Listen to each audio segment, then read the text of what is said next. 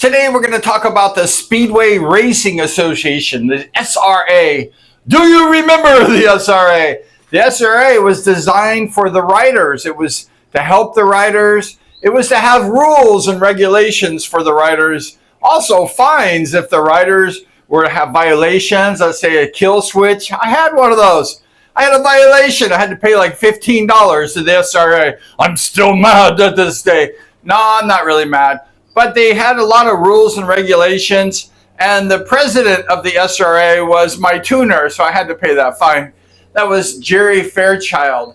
And there was other members, board members. It was a big organization, the SRA. They had George Wynn. They had lots of different people that were old-timers, that were the old school. And I think Jack Milne was approved of the SRA because Jack Milne was the 37 world champion. But he was the promoter also of Costa Mesa Speedway starting in 1969. I joined the SRA when I was just a young 16-year-old teenager, first-year Speedway rider. I contacted them and asked them, like, what do I do? And they gave me a form to take a physical. You had to have a physical. Now, what 16-year-old boy can't pass a physical, right? And nowadays in Speedway, you don't have a physical. You just go ride. But back in those early days, they made you take a physical. And of course, I passed.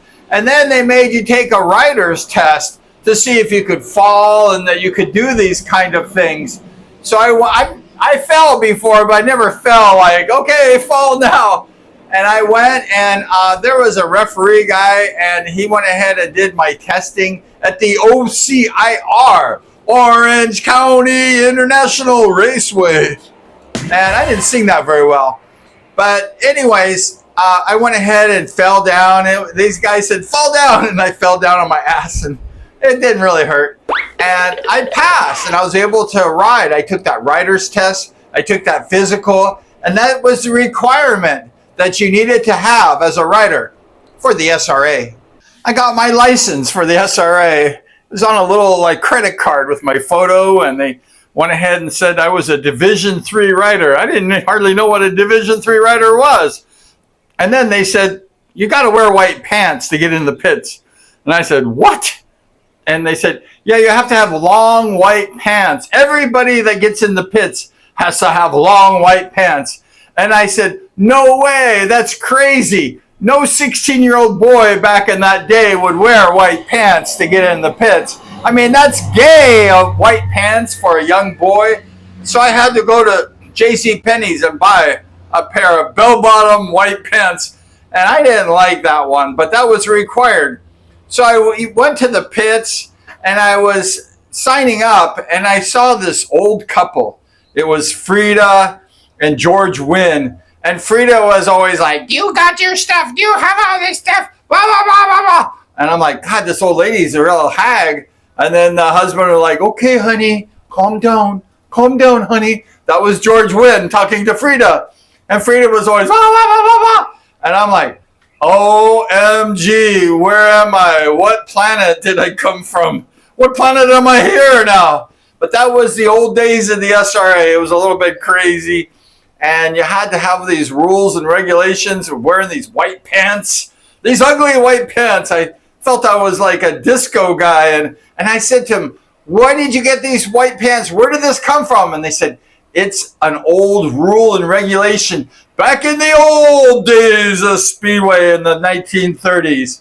So we had to follow those old rules, those old regulations back in the day. We had this rule book. It was a white SRA rule book, and it was kind of a thick book. As a 16-year-old boy, it felt like it was about 500 pages long. It was a long, thick book, and it was full of regulations. I flipped through it. They told you what kind of tire you can have, what are the rules and regulations, my kill switch violation, all the violations. And it was just a lot of rules and regulations, and it was too much for a 16-year-old boy to read. I was like, I don't want to read this. I'm barely passing high school, and I have to read all this stuff. And it was so much red tape, so many functions and rules. But one of the good things about that rule is it did say that the riders made 35% of the gate. So that was really great. So the riders would get 35% of the gate through the SRA, And then also, if they win, they would get the purse of winning. So they kind of had like two purses. They had the purse of entries of all the different people, the spectators, and they had the purse for the night. So if you did well, and if the stands were packed, you would make lots of money for the SRA, especially at Costa Mesa. Back in the day, people were making $1,000, $2,000 a night. And back in the day of the 70s, that was like, $5,000 today. It was huge money for one night of racing. And that was one of the real benefits that the SRA did, is they were there for the riders. And even though they told you what to do and stuff, there was a huge upside to the SRA. The top 10 Speedway riders of the day made a huge living. They made a great living. Bill Cody started his racing products. Michael Bass was a rich dude. Lots of these guys made a lot of money. My sponsor, Jerry Fairchild, he tuned my bike. He was the president of the SRA, and he said, Brian, I want you to come to one of the meetings. They used to have it at his shop in Pasadena, California. They moved it over by the Milne brothers, their shop over there. They had a big auditorium. And I went one night as a 16-year-old boy, and boy, was it boring. There was all these seconds and motions and rules. There was a lot of people at the SRA. They had riders, representatives. It was this big event. It was on a Monday night because that was the only night of the week they didn't have racing back in the day. I had worked myself up from Division III to Division I and was excited about starting to make some of this money. I was really excited.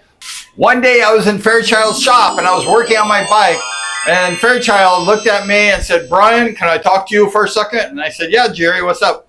He said, something very bad has happened. He said, and I said, what? I was working on my bike getting ready for the races.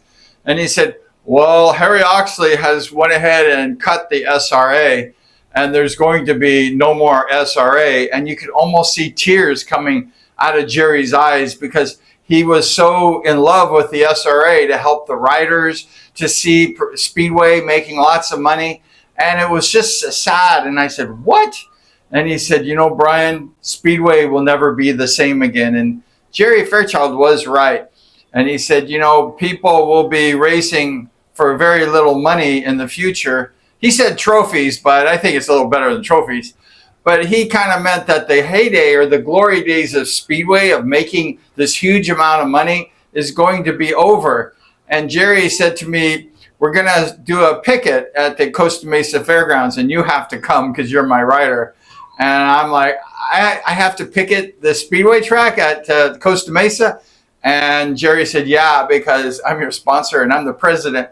So I went out there, and there was all these racers out there. They were picketing.